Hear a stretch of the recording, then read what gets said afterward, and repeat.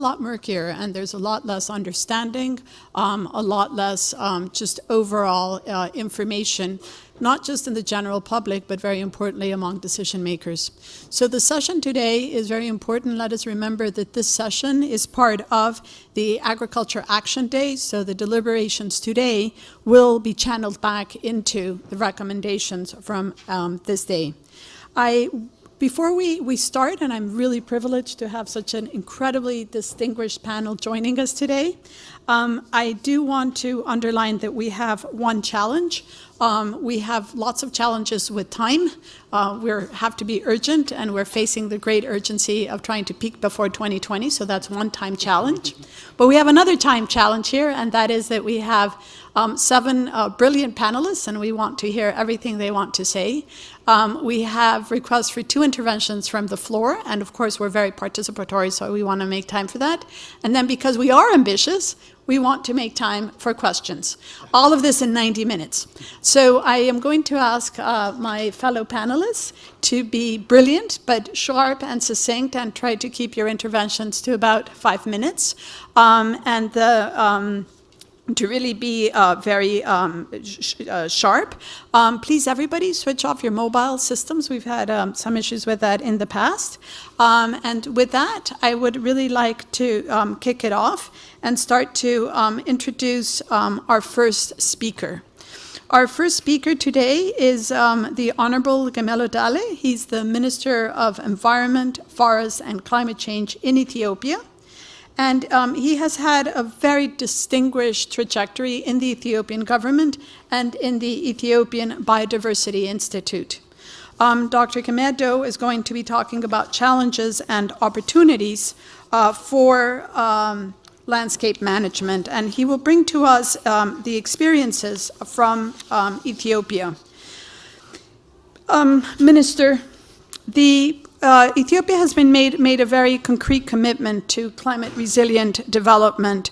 With home to over 90 million people, you're a very drought-prone country, and you face the different development challenges that really exacerbate your vulnerability to climate change. And yet, Ethiopia is really coming forward as a country of enormous leadership and enormous vision in this emerging climate regime. So I would like to ask you a question. Can you explain and share with us a little bit the rationale behind the strategy and the pillars of development in the action plan in Ethiopia, and how this is linked with the NDCs? And perhaps you can give us a bit of an insight in how you foresee the advantages of linking integrated landscape management and climate resilient green development into these, and if you have concrete examples of how you've actually made these linkages come to life in Ethiopia. Over to you, Minister. Thank you very much. Very good morning to you all. The Ethiopian government has faced practical challenges in terms of climate change, frequent droughts and land degradation and deforestation and the ever-increasing population. For developing countries like Ethiopia, you need to strike the right balance of feeding the ever-increasing population and, on the other hand, ensuring the the fast growth and ensure the conservation of natural resources, management of natural resources. For us, because of the landscape diversity, just to give you a practical example, Ethiopia is one of the mega diverse countries having diverse landscapes, starting from 110 below sea level to 4,620 above sea level, a wide range of landscape with mountainous features. So for us, what we decided as the right way forward is to implement the climate resilient green economy strategy, what we call the CRG, and that the clearly put targets are we, one, need to increase productivity and production. But that should not be at the cost of natural resource. That should not be at the cost of expanding into forest landscapes, but through increasing productivity from the existing farmland. On the other hand, we want to increase the renewables and investment in the renewables, particularly from hydroelectric powers. So to benefit from that, we have to maximize the opportunities in forest landscape conservation, management, and water availability, soil fertility increment. And landscape management for us has been the best option, and there are challenges because in the context of climate change, we are trying to reduce emissions from farming practices, including the inorganic fertilizers, the residues, and the livestock sector, at the same time increasing the carbon sequestration potential of our existing lands. So by both approaches and by increasing productivity, we can ensure our sustainable development, and this has been accepted at top level. There has been very committed leadership, political will to implement the climate resilient green economy strategy. And through that, and also through public mobilization, we have been successful, particularly in the northern part of the country, Tigray region. The land management through public mobilization was successful, and that has been scaled up throughout the country using area exclosure. And through the area exclosure, we came to learn and to benefit from water availability, rivers, springs coming back, and soil fertility increment, and decreased failure in agricultural crops because of the drought there have been failures. But through natural resource management, we learned that in most areas that was not the case, which means if we work toward this integrating agricultural practice with natural resource management and through public participation, mobilization, where in the Ethiopian case, for example, all farmers, all community members are mobilizing their energy, their resources, and working free of charge 40 days. And I don't think that's a common practice anywhere in the world.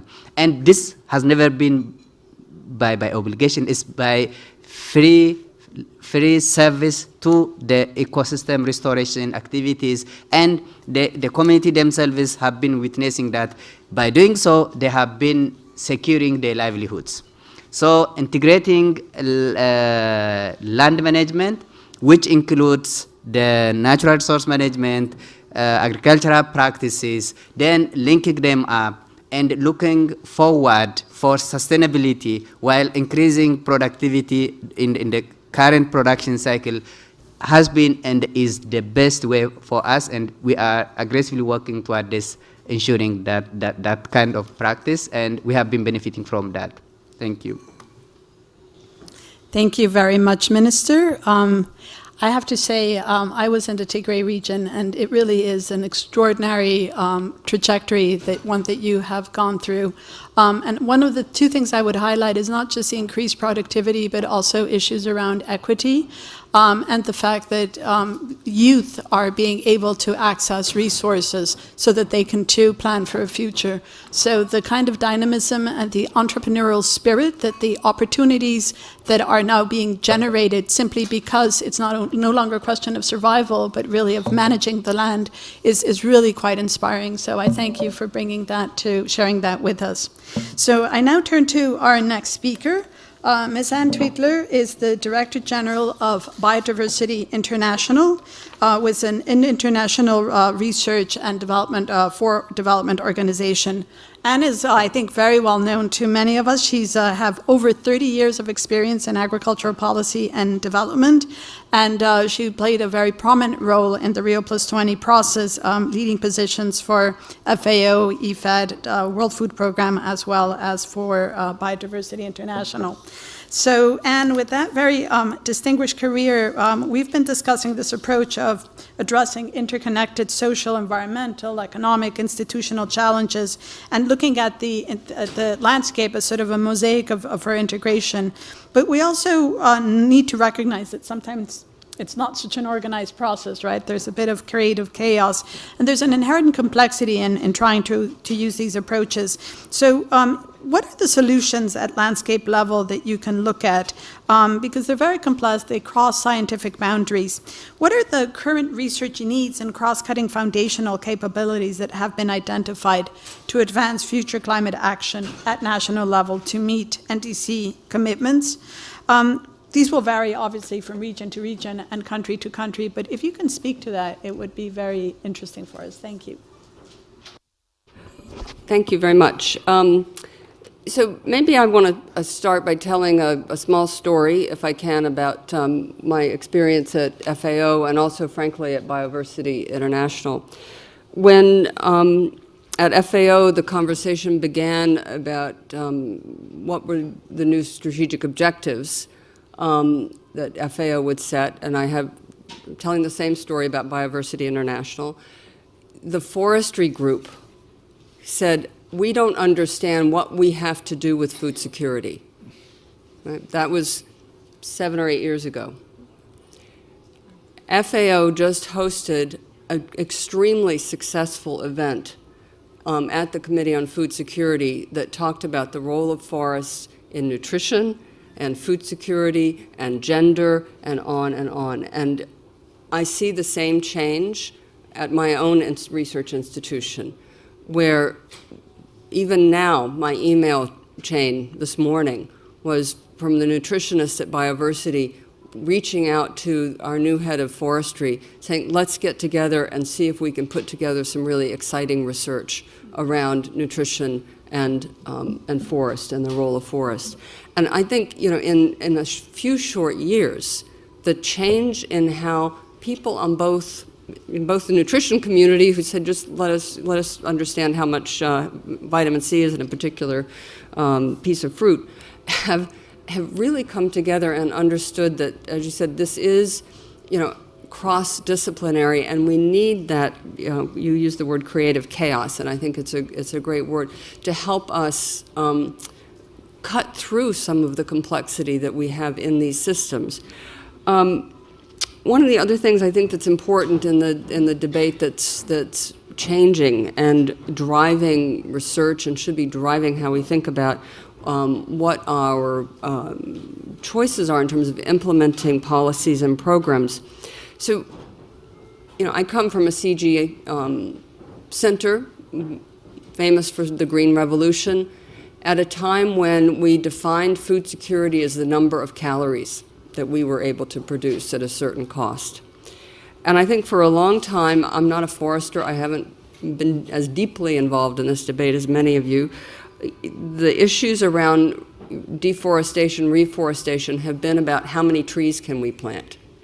And I think we're moving away from those narratives in both food security and in forest, where we have to think about what is the diversity of food that we're providing, what is the diversity in production systems, what is the diversity that we need in our forest systems, in our landscapes, in order to have a sustainable system that provides benefits beyond those that we might automatically target, you know, the number of trees, carbon sequestration.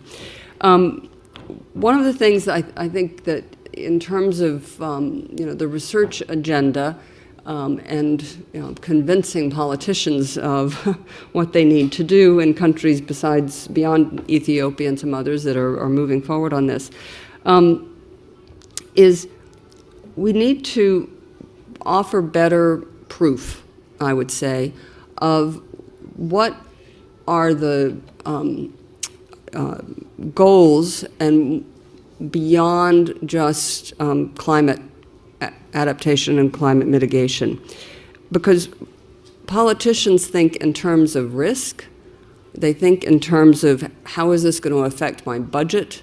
You know, am I going to be at risk of having to pay for something because of a failure of a system? And sometimes they think about people and voters. How is this going to affect people who are living in this landscape? So these issues around food security, the issues around resilience of livelihoods, are things where we the data that we have, I think, is quite scattered. And there's a need for us at local levels, at national levels, to bring that data together to put forward to decision makers throughout each country about why they need to do these things. And it has to go beyond just the focus on climate. It really needs to be thinking about the focus on people and the things that politicians care about most, which is the budgets and the risks that their countries will run. So I think I'll leave it there. Yeah. Thank you. Thank you very much.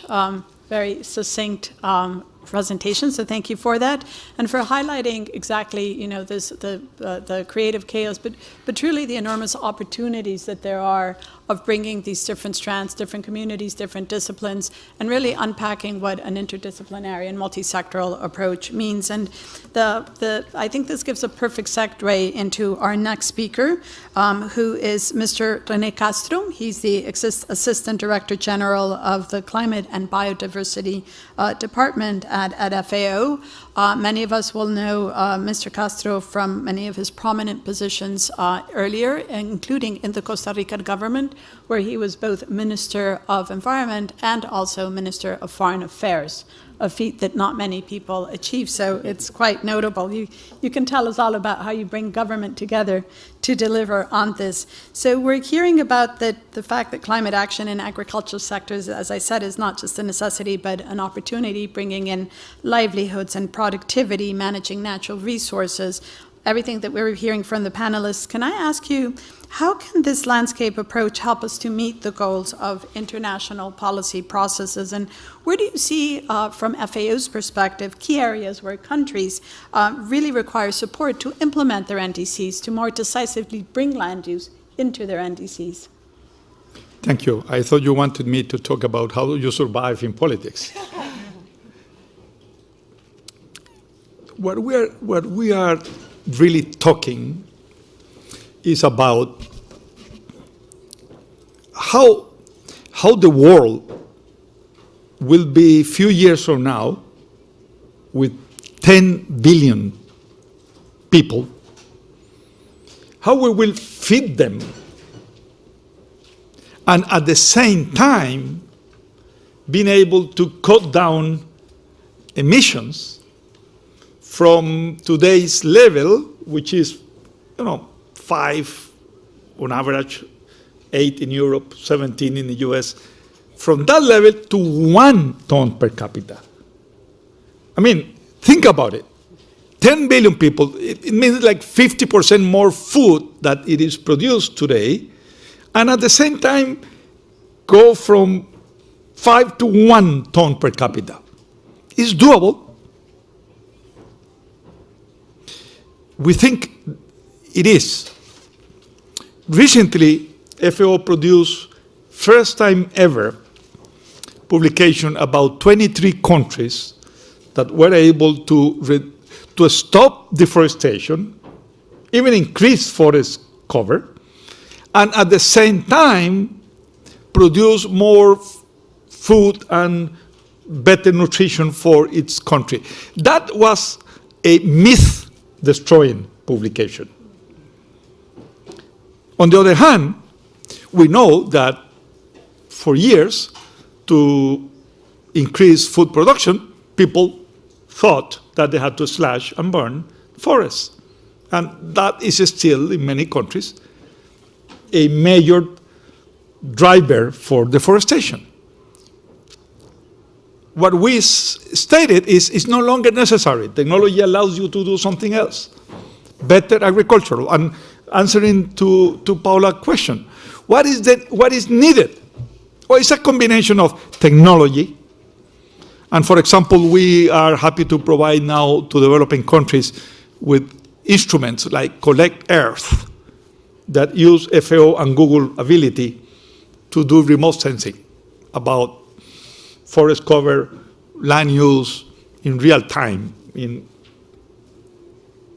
affordable ways. Or we produce the voluntary guidelines on the responsible governance of tenure, BGGT, which means governance. So technology, better governance, skills and capacity. We are producing constantly how to use better the water. How do you, by reducing water, reduce pesticides? How, by reducing the two, you reduce CO2 emissions? And we call it sometimes climate smart agriculture, sometimes agroecology, and sometimes globally important agricultural heritage sites. And finally, financial support. I mean, developed or developing countries, we both need additional investment for transformational policies. For example, 92 countries in the next room, they are talking about how livestock could produce food and calories and what they provide in terms of nutrition, and at the same time reduce the carbon intensity. Some countries in the next room are even saying, you know, we are going to be able to produce CO2 neutral beef in Brazil. This is Embrapa presenting their numbers. Or other people saying, I can produce tea with very low or zero emissions, China. Or coffee, Costa Rica. So small, big, there is a change that is possible to do. We have worked on that in the last few years. We have tested and documented the countries that were able to produce better landscape management and better nutrition for the people. And I think we need to implement now. By implementing needs to more money to invest, to disseminate the lessons learned, to exchange more South-South and experiences and experts. And in one word, we need to work faster together. Thank you. Thank you very much, René.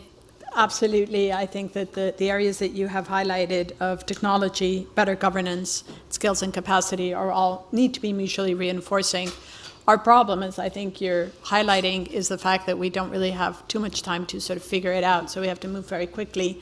And I think that speaks to the proof points of the narrative that you were also, the evidence that you were referring to, Anne.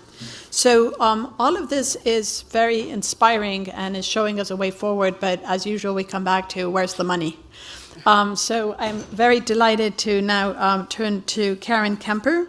Karen Kemper is the Senior Director of the Environment and Natural Resources Global Practice at the World Bank.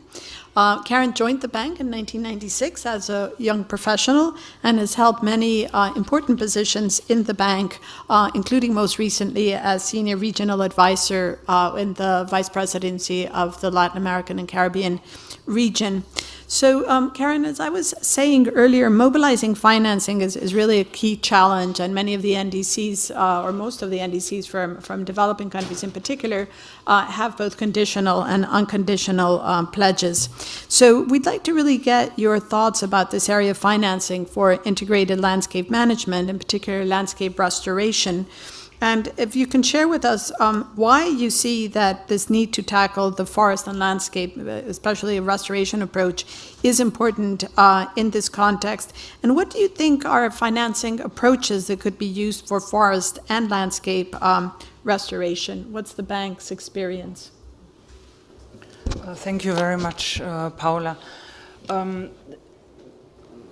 First of all, it's interesting because somehow always when the World Bank is there, the question is where is the money? So I'm going to speak to that, obviously. But to your first question on why is it urgent to tackle forest and land degradation. The way that we look at it is we have two key goals at the World Bank. One is to reduce poverty and the other one is to create shared prosperity. And the idea is to do both of this in a sustainable manner. And for that we find that, as some of the speakers before me have said, that we need to really have an integrated approach approach, and we need to go beyond climate when we think about forests or land management or land restoration. Because we have, on the one hand, the climate equation, where we know what we need to do in order to bring down GHG emissions, but we also have millions and millions of people who are very dependent both on forests and the products from forests and the productive things they can do from forests, and from the land that worldwide we know keeps getting eroded and degraded more and more, and right now I think it's at something like 12% or so. So we cannot get to people being fed and producing more food if we let the land continue to be degraded. And that's why this agenda for us comes together with the tackling poverty and sharing prosperity objective, together with sustainability and how to tackle climate change. If we look at the financing, of course, you've got the two big streams of financing. On the one hand, you have public financing. Many of us are engaged in that. The World Bank has currently a portfolio of something like $3 billion in forest and in landscape management projects. And that is from different sources of public financing, both our own on IBRD and IDA, but also GEF financing and the various carbon funds that can be attached to landscape projects. And we have a pipeline that is growing of another roughly 2 billion at this moment.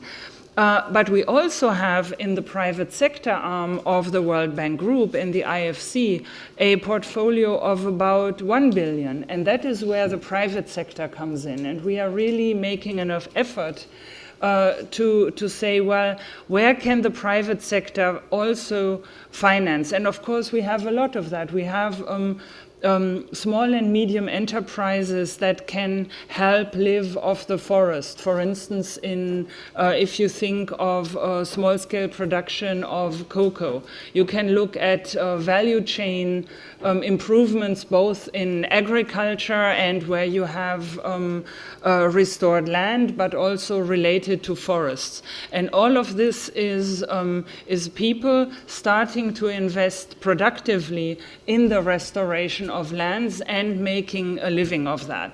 What we all know needs to be done is one does need to provide the institutional and the governance and the financial framework around that. Many times, especially small companies or even individuals who want to invest, they don't have access to credit. Recently, I visited a country where we were told that actually you cannot use land as a collateral. So if you are a small farmer, the only thing you have is land. And if you are trying to get a credit and you cannot put your land up as collateral, you will never ever be able to invest more in your land. And you'll always stay at subsistence. So one does need to look at how people can actually get access to credit, but we also need to look at subsidies that may be having negative impacts and perhaps encourage very large-scale and detrimental farming that we have also seen. So one needs to look at both sides of the equation. So I think I will leave it here and maybe just leave the message that one needs to think beyond the traditional public financing. There's a lot that can be done with private financing, and you know a lot already about green bonds and forest bonds, where you can tap also into large institutional investors, for instance, to bring that type of financing in. And that is where we see that we can go into the future with a new forest smart approach, as we like to call it, that goes beyond just climate or just productivity, but that brings both sides together in an integrated perspective. Thank you very much for that, Karen, and also for bringing in a really good perspective of what the finance landscape looks like from the perspective of smallholders.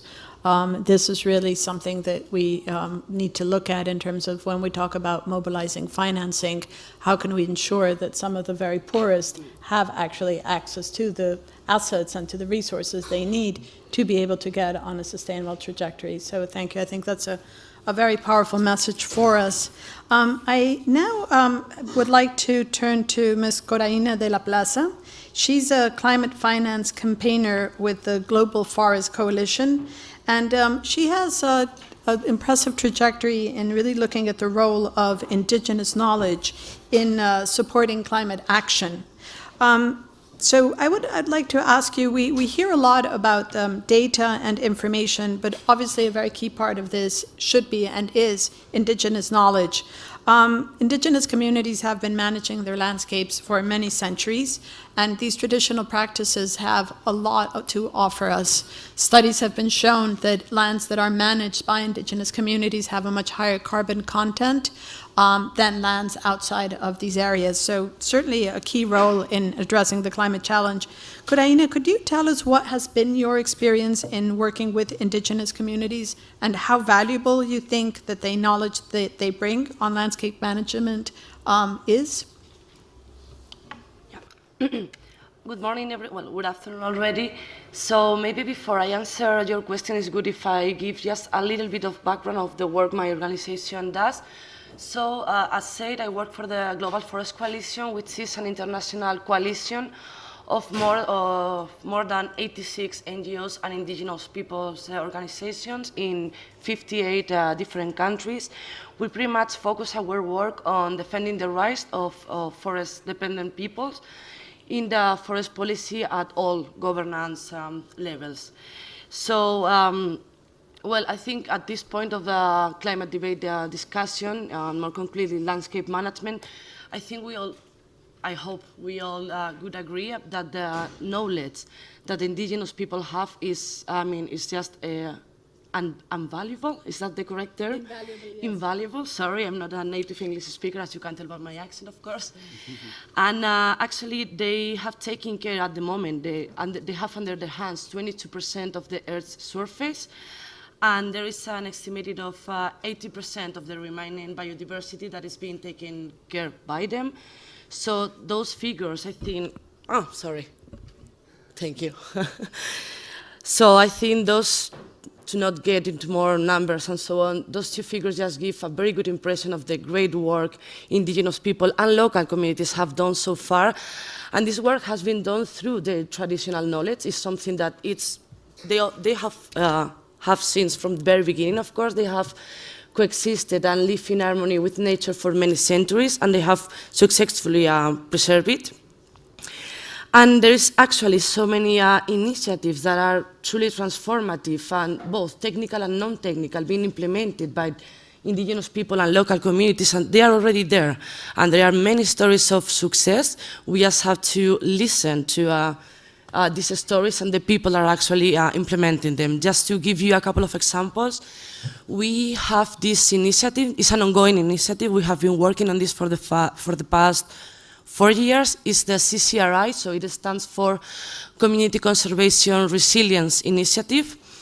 It pretty much consists on assessments done by the communities, so they are bottom-up assessments of the threats they see, both internal and external threats to their conservation initiatives, to their resilience.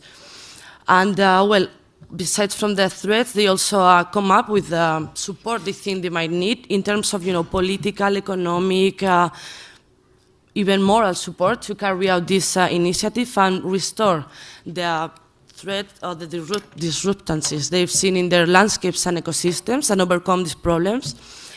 And to give you 2 examples of these kind of successful initiatives, since this is the Pacific COP in terms of regions, one of these initiatives is in Samoa, so we are working there with 3 different local communities, and they have successfully restored the mangroves ecosystems, so that helps them, of course, to deal with the waves, with the rising sea levels, and of course it brings along the restoration of biodiversity and the benefits this has for the community in terms of economic and social and environmental benefit impacts. And we also have another example, just as I say, I'm just going to mention 2 of these. There are 22 of these projects all around the world, by the way. In Chile, so the communities identify the large-scale monoculture tree plantations as a threat for the environment and the traditional uses they make out of the land, and they also have started, and they already report positive impacts to both reforestation and afforestation of those lands with native species and species that they have traditionally used for both for their household economy and to improve the environment. And again, they have already reported the benefits of this kind of reforestation and afforestation. So I think these 2 examples illustrate quite well the importance of using the knowledge that has been already there for so many centuries and take into the debate and scale up and keep on replicating these kind of initiatives that are carried out by indigenous peoples and local communities, and they are mainly based on their own knowledge. And I think I'll leave it at that. Thank you so much for that, Coraina. Certainly, we need to look at very decisively as we talk about taking this agenda forward, as I said earlier, at indigenous peoples, smallholders. I would now like to turn to Mr. Usame Ndiaye. He's the head of research and development at the National Agency for Civil Aviation and Meteorology in Senegal. And you have a very long and distinguished trajectory in research and academia as well as in policy. And your expertise lies in climate prediction and its application. And you've done some very innovative work on how climate information can be used for rain-fed agriculture, which I think really is a very concrete entry point to a lot of the conversations we've been having so far. So we'd be really interested in learning and hearing from you. What is a big part of what farmers and foresters need is reliable meteorological data, and providing timely and seasonal forecasts really could make a difference between a good year and catastrophe, quite frankly. So can you tell us a little bit more about your work with farmers to bridge the gap between climate forecasts with the realities of the daily realities that a farmer face? How can they actually make use of that information in ways that are practicable and relevant to them? Maybe if you can share some good examples. We've been talking about narratives, and good examples are always powerful. Thanks very much. Thanks for having me here. Coming back to your question, it's quite interesting that in rain-fed agriculture, climate variability is very, very important in decision making. And farmers usually take many decisions, many planning, when to plant the seed, when to put fertilizer, when to go to remove the herbs, the weed, when to harvest. And all those questions are really climate dependent. And the question was, how can we make use of climate information in general, forecasting and observation, that the farmers can use, small farm holder can use it. It was quite challenging because it was 2 groups, the climate communities there talking about their forecast, the observation, and not looking at the application side. And the other end, it was the farmers that needed that information really, concrete information for their action, and they don't see any information available. So what we're starting is to put the right question. What is the demand in terms of climate information? What farmers need in the course of the agricultural phases? For example, in the Sahel, where the climate variability is very, very, very strong, farmers need to know, for example, this coming season, what it would be. It would be a good season, or it would be a dry season, or it would be a normal season. It depends of what kind of crop, because each crop have different varieties inside Sahel. You can see a millet that can long as 90 days or 120 days, and another millet that can just last 60 days to complete its cycle. So it's very important for the farmers to know, to have insight what's going on. So what we were trying to do is to bring together all those communities in a district department. And then we started with knowing very well that there is indigenous knowledge, because farmers were not sitting waiting for the Met services. They started developing their own capacity in trying to understand how the climate is varying. And then climate information is not enough, as people say. There are other things. It's a part of the puzzle, but you need to bring other expertise. And then when things go wrong, usually, the first things that community do is go to the natural resources, cutting trees, so on and so forth. So when they can make up their living in agriculture always, they can save better and the natural resources. So what we try is to give the farmers timely information in the course of their cultivation, saying that what is the right date to crop, for example, and asking the Met Services to pull up the historical data that they have and to look at what is the likelihood to have the first rain, for example, that farmers can plant. And after that days, what is the likelihood to have a dry spell? Those kind of question. And then what the season looks like. But the challenges are also, whenever you have a good climate forecast, let's say during El Nino years, where we are pretty sure as Met Services that is a strong signal, we know pretty well what will happen. And if the farmers cannot have access to resources, to final resources, it cannot profit to that one. So you need to have the bank and all those loaning institutions to ensure that when the year is a good year, they can loan more the farmers so they can profit for this. In the other end also, when you know, for example, La Nina is a dry year, the farmer can do everything, but it's very difficult to have good harvesting because the climate variability is so strong, especially in this climate change, variabilities. So you need also to have something backing up the farmers, like insurance. The climate insurance indices are well developed, and the challenge is how to ensure that you work with climate indices to ensure that farmers can profit onto that.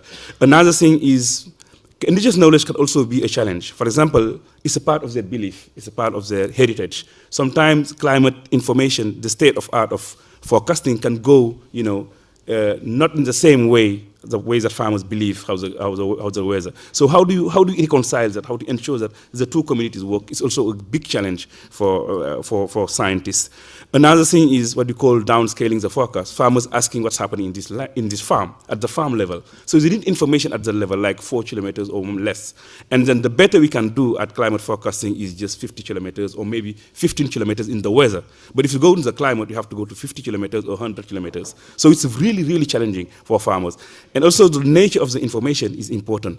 For example, the information is sometimes probabilistic, likelihood of having something. And farmers do something very concrete sometimes. They have concrete question and you give them a probability things. How do you reconcile that is very important. The channel to provide information, because sometimes information, if you don't give it today, it doesn't matter because the rain is coming anyway. So you need to have the text messaging system, the voice system, making sure that you find the right channel and also the right content, ensuring the information is well understood by the farmers and also it can arrive to them very, very, very, very easily. So those are the challenges that we have. What we did in this experience is manage to have a local working group, pluridisciplinary working group, where climate information is the input, but it needs to be interpreted for the farmers into action, what to do.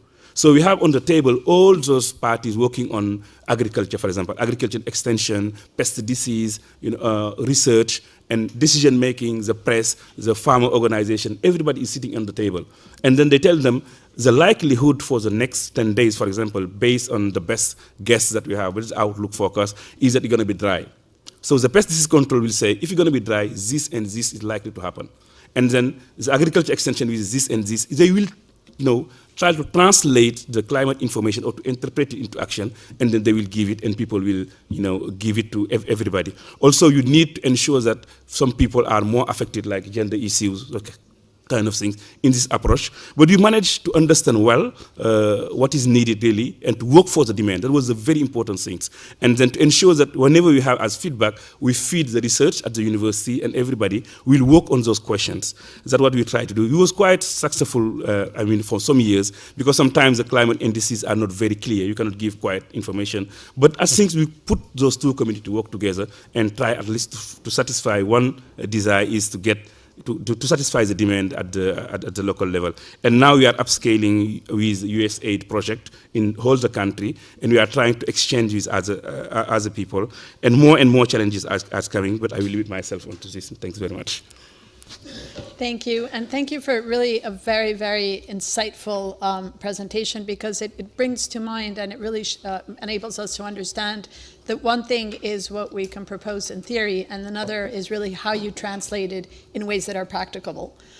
So it's even if a small farmer can have very good intentions in the absence of not just the information, but it's a whole value chain that has to be provided that goes from the information zeroing back to what you were mentioning, Karen, about the access to finance. So really complex, not just in terms of a multidisciplinary perspective, but also I think complex in terms of, if I can call it, the value chain, so that you get, you can manage the trade-offs in a more intelligent and pragmatic way. I will now turn to Ms. Katia Aviles. She represents the, let me put this in English, I hope I don't mangle it, the Dominican Organization of Ecological Agriculture. And she's currently working in post-Hurricane Maria self-recovery efforts, so she also brings like real experiences from the field.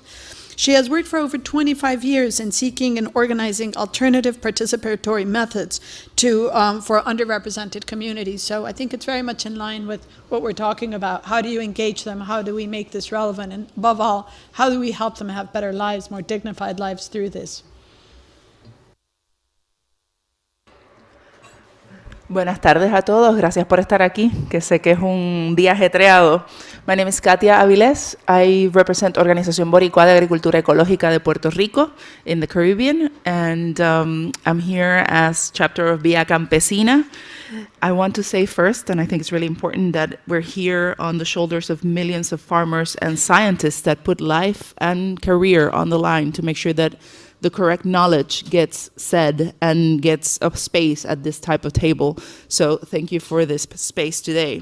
So there's about, I think, 3 ways that we can look at forest management and landscape management in particular. Agroecology is something that needs that landscape management in order to survive. And I think it's very important that we get a few things.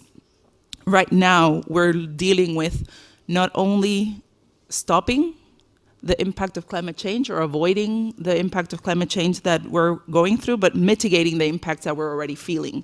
So it's not something that's coming down the line, but it's something that right now we're living through, like Hurricane Maria and Irma, 2 of the most powerful hurricanes that we've had, going through the same month, through the same region, and then adapting to the new conditions that we have. So in the case of agroecology, agroecology offers a gamut of alternatives for small-scale farmers. And I think being able to have people from the World Bank and other institutions adapt to what better prepares us for this current and future events is the best idea. So not necessarily using land as collateral, but paying people for cooling the planet as opposed to putting them at risk. Land as collateral usually ends up in landscape degradation because they end up losing that land. Most of the time, what's climate smart agriculture doesn't adapt as well as agroecological seeds or traditional knowledge does apply to climatic events. So to give you an example, we know up to 25% of carbon emissions are because of industrial agriculture, and agroecology can actually decrease that by 40%, or just organic agriculture, not even agroecological, which is one step further. So just organic agriculture can decrease that by 40%. We can talk about the impacts of the increased temperatures and evapotranspiration right now. LIN 2010 and LIN 2014 have actually found that evapotranspiration is decreased when you have a large-scale landscape management. It also helps your aquifers, protecting the aquifers, and it provides different livelihoods, multifunctional landscapes, and income diversification for those on the ground. And the most important thing, Christensen in 2012 found that the more innovation that you allow for smallholder farmers, the more food security that you're gonna have, or the less months in food insecurity that you are gonna have. So allowing farmers to have the tools to be creative and to be diverse and to have free exchange of seed genetic material throughout the entire landscape, and to freely exchange with other regions that have similar tropical conditions or similar climatic conditions, or that will have similar conditions to the ones that we're approaching to, because Puerto Rico is going to have a very different climate than what we were used to. So having that free exchange of seeds, having that free exchange of knowledge, having income diversification, and allowing that creativity that most times when we're thinking technology, climate smart, or when we're thinking investment, we think monoculture, we think kind of staying one track. So that's definitely something that we need to talk about in the panel. So how do we achieve this transformation? I think the best way to show it is recently Hurricane Maria, when we had the entire island was basically, well, the entire archipelago was leveled. And yet you see the island of Dominica, Vieques, Culebra, and the main island of Puerto Rico have started to resprout. And they've started to resprout two things. The livelihood was maintained. For most smallholder farmers, starvation or hunger didn't happen to the degree it happened in the city, because most of them had enough diversity within their fields, and they had adapted cultivars in their fields. So they have tubers, which is part of our diet, underground, that were able to survive Maria. The erosion impact that we had was much less, precisely because erosion control mechanisms adapted to the area or innovated in the area by the local farmer through knowledge, through shared knowledge, was implemented. So that's one really important thing. But then also the rebound, being able to start seeing the new leaves of salads and mesclun that farmers are able to feed themselves and their children, having, like it was mentioned in this panel, not only the caloric content, but the nutritional value of that caloric content. I've been having stale bread and canned sausage for 2 months, and believe you me, it is not healthy.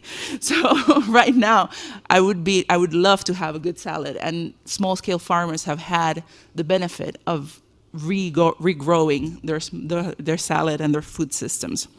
So I think at this point, we need to, yes, there's hurry, we need to move fast, but I think the benefit of not having time is precisely that we have the solutions on the ground.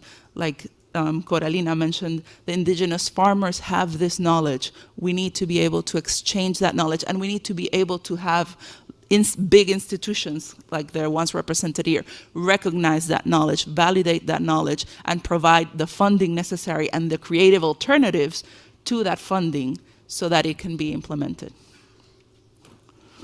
Thank you very much, and I think that's very inspiring, and I like very much what you were saying about the fact that we often think about extension services and how we tell farmers what they need to do, but what you're proposing is actually that given the right tools and given the right resources, and this I think was a comment also made by you, Coralina, people actually with the experience, centuries of experience, have a pretty good sense of how to go forward in ways that are much more low carbon and resilient.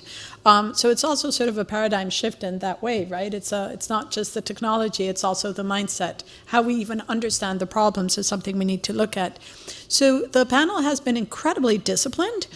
We still have over half an hour, so I think it's quite remarkable. Good teamwork, thank you. We're being paradigm shifters here ourselves. So I propose the following. I've had requests from two persons from the floor, so I will do that. We do want to practice what we preach and be participatory. Then I'm going to take just one round of questions, and then I'm going to turn back to the panelists and give them each either 1 or 4 minutes, depending on how much time we have, divided by how many of you are up here, to both answer those questions as well as reflect on any of the closing messages you would want. Let's remember that this objective of this session is to look at that complex relationship between land resources and climate change, to highlight new and innovative tools, and to really look at what are the opportunities for the shift. So I think we've started a really rich conversation. Let's use the remaining half hour to continue it. So I would now like to call on Jesus Vasquez, asking Jesus to be as disciplined as the panelists have been. They have all spoken for around 4 minutes, which is quite remarkable for panelists, I have to say. Do we have a microphone? And do we have Jesus?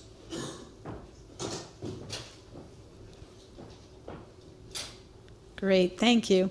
Please, and I would ask you to introduce yourself, give us a little bit of a flavor of who you are. Hello to all. My name is Jesus Vasquez, and I also come from Puerto Rico, and I'm a member of Organización Boricua de Agricultura Ecológica, which is an organization that has been working with farmers, peasants, farm workers, and also food sovereignty activists for around 28 years now. And so yeah, I just wanted to add, kind of get into maybe some of the experiences that we've been having in Puerto Rico after the 2 hurricanes hit us, as Katia mentioned. And one thing is that we know in the Caribbean and within the topic of this specific panel that climate change is real, right? And it's being more difficult for us to identify the patterns that we used to use before. And in Puerto Rico, when we got hit by Hurricane Maria, that hurricane entered from the southeast of the island and it went through the northwest. And the actual size of the storm was tremendously big, so it covered all of the island. So our infrastructure was completely devastated. We are still without electricity. We're with low access to water, and where there is water, there's no clean water. So for us, talking about integrated landscape management, we have found that in the network of small and medium-scale farmers, we have found resilience, right? We have even found in agroecological farms that use sustainable practices, that leave part of the forest as a shield and also to promote biodiversity. And we have found less erosion, for example, in some of the farms. All of this process has happened in just 1.5 months ago, so this is all very recent. We still don't have all the data, but we've been going to the farms to check for that our members and our farmers are okay. So we've been providing and supporting with food, water, and shelter.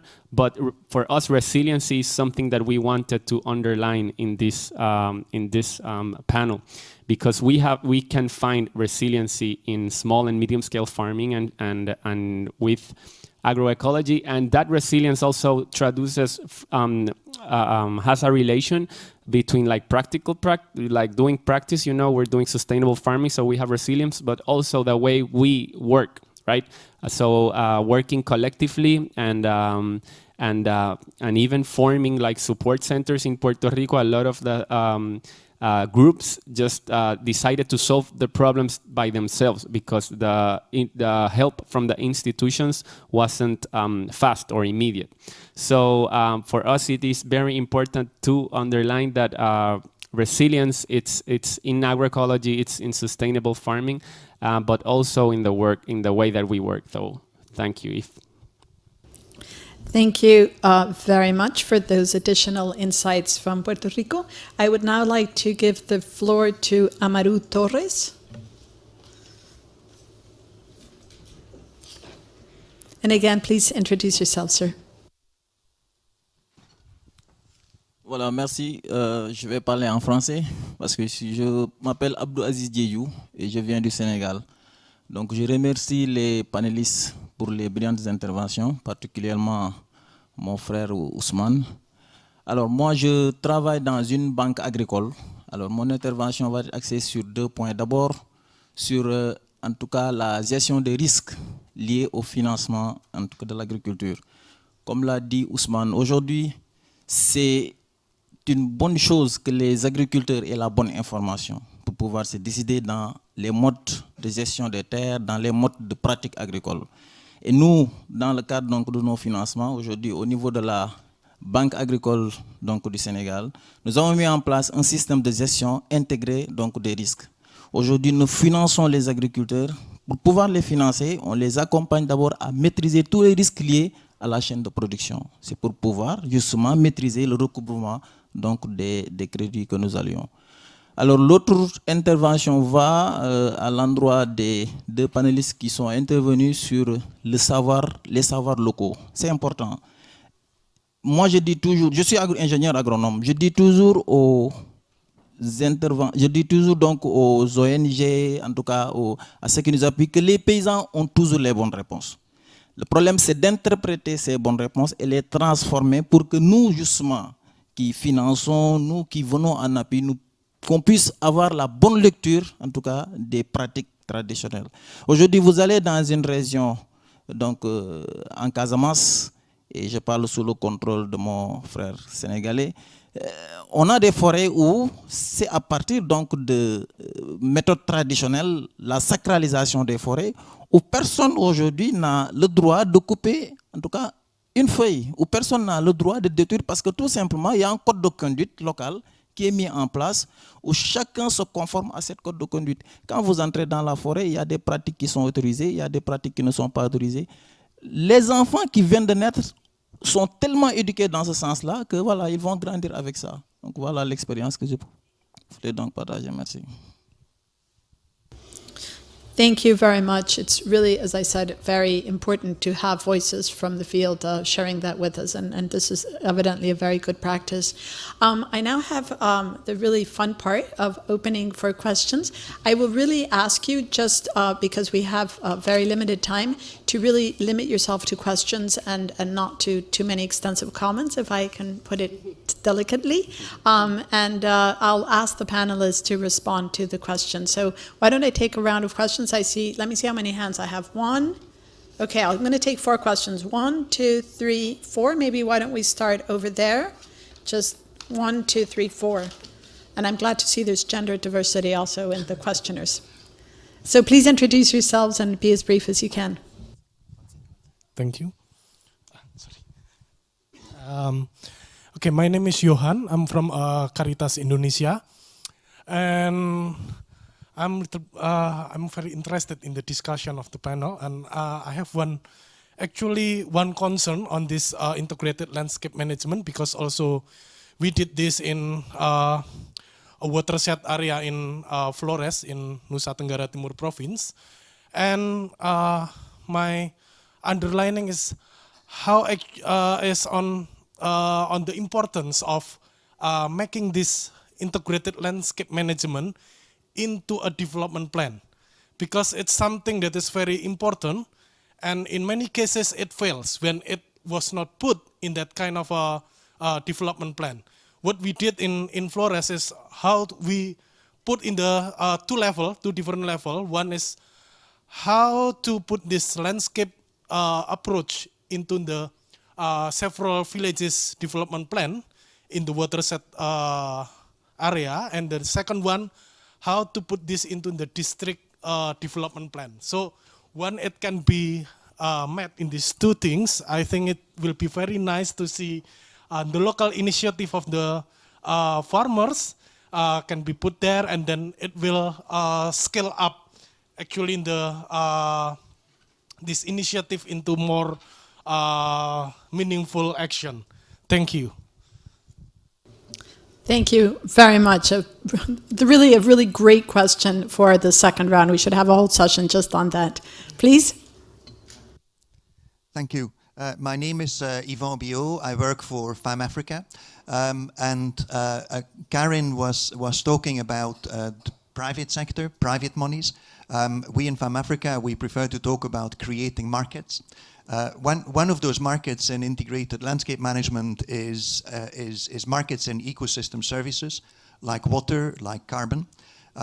We have been talking and testing and piloting such schemes for many, many years now, and hearing about these at events like this. But they haven't yet reached really a transformational stage. These markets have been piloted but haven't really worked. They haven't really transformed the way in which ecosystem services are traded in these regions. Does the panel know why this is, and what can we do to accelerate the progress of these markets? Another fantastic question. No, I think it was over here. And was there somebody else I think we missed? Oh yeah, over there. So we'll take you last. Please go ahead. Hello, thank you very much. My name is Beth Roberts. I work for a US-based organization called Landesa. We work to secure land tenure rights for those living in poverty in the global south. And I'm curious what the panel would think about the issues of land tenure security within the topics that you've been talking about. What kinds of tenure security issues do you see, and especially for women and men relative to each other? What sort of gender issues do you encounter? These are two very complex questions, so feel free to choose one if you'd like. Thank you. I have a sense that I haven't looked at the full agenda of Agriculture Day, but I'm sure there's entire sessions being dedicated to each one of these really great questions. So last question over here. Clyde Graham with Fertilizer Canada. We represent fertilizer companies in Canada. Our industry is building a program to provide extension services support to developing countries and focused on smallholder farmers. It is very slow going, building international relationships and gaining entry into the system. I was wondering if the panelists would have any advice about how to accelerate our program and build those partnerships. Thank you very much. So, panelists, you have now a real challenge and conundrum. You have really great questions before you. We have 20 minutes left. So I'm going to ask each one of you to have a 2-minute intervention. I don't think you can tackle all of the questions, so I'm hoping that between all of you, you'll pick and choose different questions to give us different perspectives. Then we'll wrap up, and I'd like to give the closing session, save 5 minutes at the end for closing remarks by Mr. René Castro. So with that, why don't I, in the interest of being really equitable, why don't I go backwards? You went last time, so why don't I? She went last time. Oh yes, Katya. Katya went last, so we'll go backwards. So let's stick to the two minutes, and we'll start with you, Katya. Choose your questions. Thank you. I think I'll use kind of round out the questions and touch upon 5 points that I wanted to talk about. One of them is the issue of having enough food. We have enough food production already. There's a matter of food distribution, and organic agriculture can double that food production in 10 years. The second was mentioned already here, which is the paradigm shift that's necessary, and part of that paradigm shift relates precisely to Beth's question on land tenure. Land tenure tends to be easier if it's collective, and part of the reason that farms cannot be used as collateral is because they belong, whether it's to a trust or to the entire community, and that's been working really well when it comes to protecting farmers and to protecting the landscape itself, because it decreases degradation and fragmentation. So incorporating ways in which farmers can get into the market by using their collective strategies is definitely one of the ways to move forward towards land security, particularly in small island states when we have land speculation and we become vacationing spots for very, very rich gentlemen. That gentrification tends to make it harder for farmers to either stay or to get into farming, to return migration of farming. So being able to have a trust of land or a collective holding strategy that allows farmers to protect land from speculation is very important. The other thing I wanted to talk about is that as we move forward into the temperature changes with climate change, we need that integrated land management scheme to have forests and to have the different management strategies as shield for whatever's coming, whether it's increased erosion or increased evapotranspiration. So we need to know, and we need the data, like the gentleman was talking about, to have large enough spaces to cover this area. So those landscape level practices, and this goes to Johan's question, these landscape level practices need to be also included in the rule of law within the state. In Puerto Rico, we have the Bosque Modelo, which is a landscape management initiative. But the intriguing thing about it, and the necessary part of it is, and I'm about to be done, is that the governance remains at the local community level. Just because it's in the law doesn't mean that it's imposed from the top down. So the different communities actually have in their area the decision-making in their hands. And that's very important, that the law never takes away the decision-making process. Thank you. I'm going to be a bit strict with my dear panelists in this last round, just to make sure that everybody can have that opportunity to speak. So now I do turn to you, Usman, and you have your 2 minutes in the sun. Thanks very much. I will touch just on the smallholder farming, which is really the starting block of what we are doing. And we are seeing more and more agribusiness is developing and they are taking over. It's really a big challenge for smallholder farmers. And also usually if you look at most of the farmers, I mean in West Africa, they are just smallholder farmers. So how can we do better to make sure that they can live out of what they grow? That's really the big challenges. So that's why I think politics and policy is very important to put in place in the local governance to ensure that everybody has its place. What we are seeing happening is agribusiness are installing themselves in West Africa, and what they do, they take just small old farmers as just employee because they cannot make it. And that's what you see happening more and more, and that's really challenging now. The other issue about land tenure security is also important in West Africa. The way the sociology is working is land is inherited from, the main side. And it's really a big problem for women farming access to land. That's really a big challenge that we have. And it's very difficult when it's socially based to try to change it. The government is doing its best to try to ensure that at least things are changing, the local government. But there is no land. All the land was already inherited. And that's those issues that really need to be tackled. One last thing I want to say is also data access. There are two challenges on that, and I will finish with that.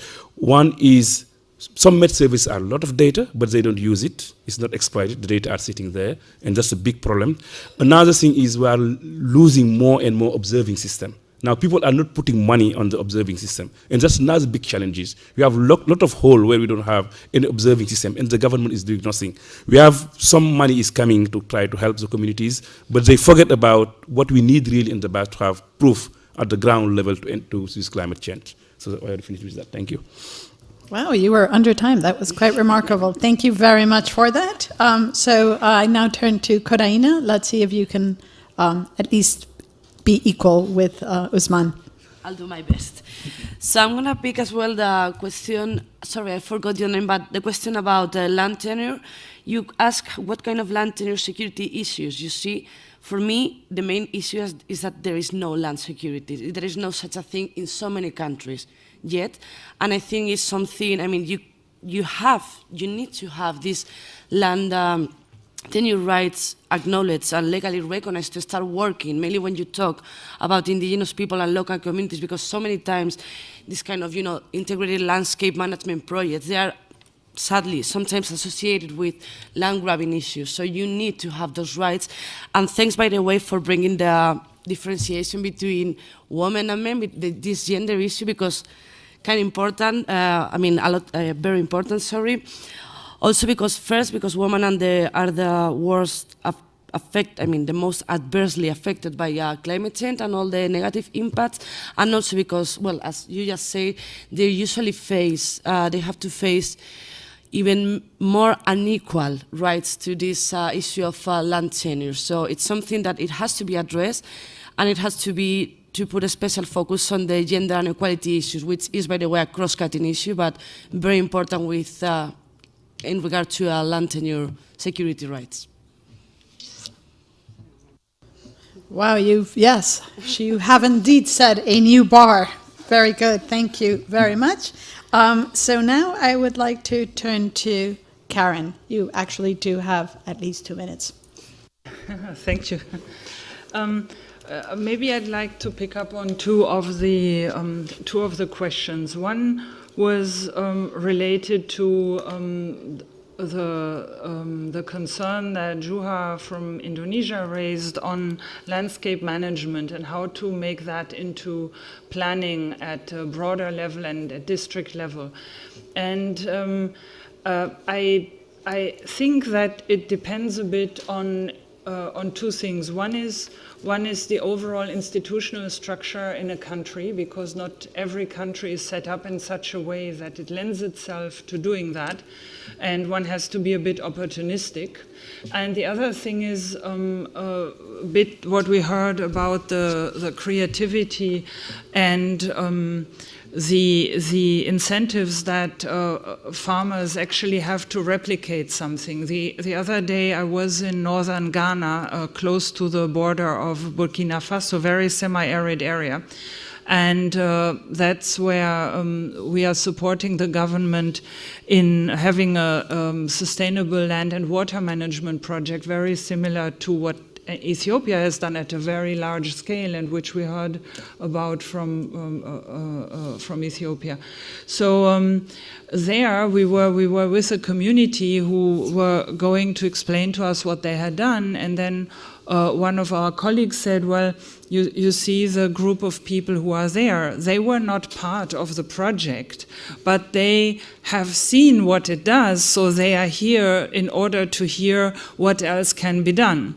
And then as we were looking at the fields where actually people in the project had increased their returns 8-fold by those landscape management activities, we could see where other farmers had replicated what they had seen their neighbors doing. And I think that is in part the seed to what one can do at a district level then, again, depending on the country, because one sees that there is an uptake and there is something that works, and that you were talking about people become very creative and they say, okay, this is working, maybe I do a variation on it and maybe that works even better for me. And so that is where planning comes together with what people really want and what they feel works for them. And then I just quickly like to touch on the question on ecosystem services and creating markets. It has worked in a range of countries. My sense is that for some reason it has best worked in Latin America. I wouldn't know to say exactly why. And René can speak a lot to that because Costa Rica is the grand pioneer. We know Mexico, of course, has also done a lot. But I think there's one thing between creating a full-blown market that works by itself, and the other thing is to create an incentive systems and financing subsidies around that. And many countries are looking at that, including in the context of carbon taxes, and using them for that. And I think it is something to continue to be pursued. Thank you. Thank you very much. I now turn to you, Anne. Thank you. I think I also want to talk about the ecosystem services question. I was just in London last week, I think, with a group of private sector investors, banks, banking regulators, and they were talking about the need to sort of back tag all of the investments in their portfolios to go back and look at the climate impacts and climate vulnerability of those investments. So, but they kept talking about the fact that they also wanted to ensure that their investments were sustainable. But the challenge they were facing is they didn't have any metrics to know what that meant. They didn't have a way to evaluate the risks to the portfolio of not having clean water, for example, or having soil degradation, or losing productive capacity in a certain area because the climate has shifted. They don't know how to price that in.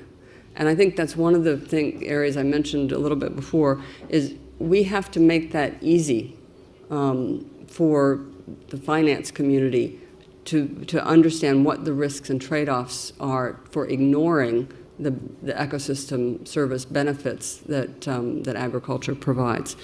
So I'll stop there. Maybe I'm now setting another bar. You are indeed. Thank you very much. We're right on time. And so last but not least, Gameto is gone. So we're a little bit ahead of schedule. So just a few, I was asked to just do a bit of a wrap-up of some of the things I've heard. Obviously, I can't do justice to the conversations that we've had here. Just want to highlight a few points, and I'm sure you'll elaborate more on this, René. Well, first is the decoupling. We've been talking a lot in climate change about decoupling economic growth from carbon emissions. I think that Minister Dale put it very well when he talked about how to increase production and productivity, but not at the cost of natural resources. And what I'm hearing here today, I hope all of you today, is a very powerful message of yes, it's possible, yes, we can, there's opportunities, there's technologies. We need proof points, and I think those proof points are also coming through today. I'd highlight 4 areas. I think one is this enabling environment, which includes the governance, includes the leadership. I would say the bringing in, linking it to development plans. Another really important area to that would be participation and effective participation, not speaking to, but really engaging in decision-making, in identifying of best practices. I think we've heard some very powerful examples here of what happens when indigenous communities or when local farmers and smallholders are given access to the right kind of tailored, timely information and the right kinds of tools and guidance. We have some powerful, I think, expressions of that from Senegal. Questions around finance, and it's not just the finance, but really ensuring that there's access. I think Karen spoke very powerfully to that, and we thank her for that. And that it's really not enough if we are really going to deliver on the reductions and the impacts to the landscapes, finance will play a key role in really helping to be able to shift to better practices. Issues around payment for ecosystem services and other innovative mechanisms, I think, would deserve a longer conversation. And lastly, I would really focus on the information technology and that piece of it. And really to see how we can capitalize on the kind of innovations that come from the ground up, and how to make sure that there is, as I said earlier, I would say sort of a value chain, a supply chain, all the way through all of these areas that I've highlighted in a way that is really builds one upon the other. And I think that's a really good challenge, and I would very much like to hear what René from FAO's perspective has to say about that. Other very powerful questions came from the floor, so I thank you for that. I always have the feeling when I'm on a panel that the people in the floor have much deeper expertise, sometimes are even as great value as the panelists, so thank you for those insights. And with that, I turn it to you, René, and it seems that we will be able to close on time. Thank you. Thank you. I can probably only add 2 additional points. One is, when I was minister in my country, I realized that linking payments for environmental services, either locally or internationally, there was a big problem, is how to show results. So we try everything. At the end, somebody suggested us, at least in forests, that is physical, why don't you do a remote sensing, map combining satellites and aircraft and everything? So we did. It cost us a little bit more than 1 million, and it took us like 18 months. Still, the first time I presented a map of Costa Rica with that information, it was in a room like this, full of experts from the IPCC, plus the international NGOs. We presented the map, we were proud of it. Half of the room left. And they said, this is a lie. These are drawings or pictures. They were not used to that.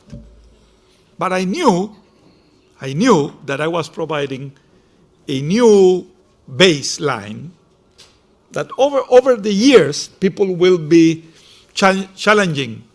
It is true, it's not true, I have a better one, I can provide some results from the districts or the farm level that are not coherent with the global one, but it was the litmus test for Costa Rica.